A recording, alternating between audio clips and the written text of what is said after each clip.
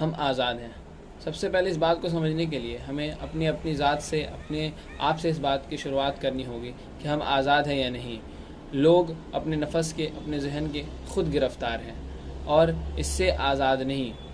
لوگوں کو یہ بات سمجھنی ہوگی کہ ہمیں اپنے خیال سے، اپنے نفس سے خود آزادی پانی ہوگی، تب ہم باہری دنیا کی آزادی پا سکیں گے۔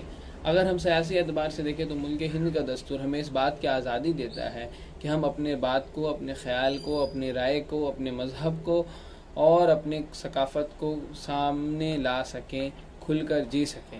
مگر اب سوال یہ پیدا ہوتا ہے کہ یہ چیزیں تحریری ہیں یا اسے عملی زندگی میں بھی لایا جا سکا ہے؟ جی، اسے عملی زندگی میں لایا جا سکا ہے۔ ہاں، کچھ جگہوں پہ یہ چیزیں اپنے آپ کو مقید کر چکی ہیں۔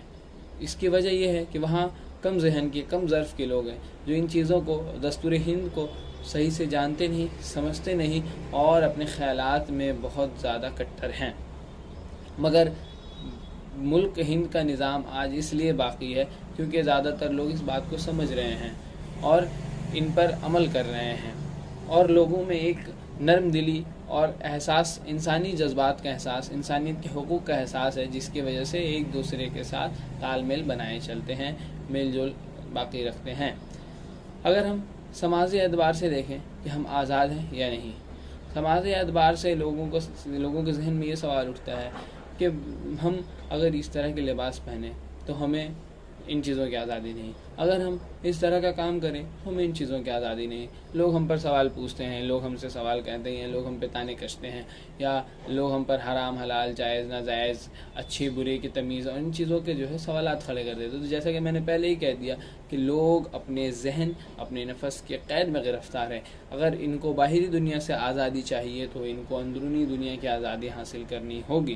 اندرونی دنیا کی آزادی حاصل کرنے کے لوگوں کو اپنے اپنے مذاہب پہ عمل کرنا ہوگا، صحیح طور پہ عمل کرنا ہوگا، اس کے روح کو سمجھنا ہوگا۔ اگر ہم مسلمان ہیں تو ہم اس بات کو سمجھنا بہت زیادہ ضروری ہے کہ ہم نماز قائم کریں، ہم مذہب کے راستے پہ جس طرح سے شریعت ہمیں کہتی ہے اس راستے کو چنیں۔ اگر ہم غیر مسلمان ہیں، اگر ہم ہندو بھائی ہیں تو ہمیں یہ چاہیے کہ ہم میڈیٹیشن کا راستہ اپنائیں، ہم ان چیزوں کا راستہ اپنائیں جس سے مذہبی کتابیں ہمیں روکتی ہیں۔ اگر ہم کرسچن ہیں تو ہم کو سچ میں اور گہرائی میں ان چیزوں کو جا کر سمجھنا ہوگا کہ ہمیں ہمارا مذہب کن چیزوں سے روکتا ہے، ہمارا مذہب کن کاموں سے روکتا ہے اور کن کاموں کو جائز قرار دیتا ہے، اور خدا کی قرب کیسے مل سکتی ہے۔ جب لوگ ان باہری دنیا، مادی دنیا سے آزادی حاصل کریں گے تو ان کو ذہنی اور روحانی طور پہ آزادی ملے گی، اور ذہنی اور روحانی طور پہ جس کو آزادی مل گئی وہ باہری دنیا کی آزادی کو دل کی آنکھ سے دیکھ پائے گا، اور آنکھوں پہ یہ جو پٹی لگی ہے وہ پٹی کھل جائے گی۔ اگر ہم باہری دنیا سے آزادی نہیں حاصل کر پا رہے ہیں تو اس کی وجہ ہمارے اپنی ذات ہے، اور جو لوگ اندرونی دنیا سے آزاد ہو گئے ہیں وہ اس بات کو سمجھ پاتے ہیں، دیکھ پاتے ہیں۔ اس کے علاوہ اگر معاشی اعتبار سے دیکھیں تو ہم زیادہ تر لوگ آزاد نہیں ہیں، کیونکہ آج جس طرح کی حکومت اقتدار میں ہے وہ لوگوں کو اتنے زیادہ کامیاب اسکیمز، اتنی زیادہ کامیاب چیزیں لا کر نہیں دے رہی ہے کہ لوگ اپنے معاشی حالت کو درست کر پائیں۔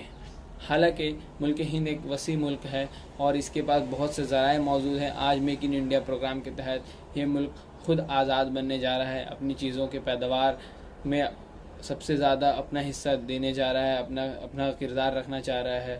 مگر اگر انڈیویژول کو دیکھیں، ایک انسان کو دیتے ہیں اور منفردہ شخصیت کو دیکھیں تو لوگ آزادی نہیں حاصل کر پا رہے ہیں۔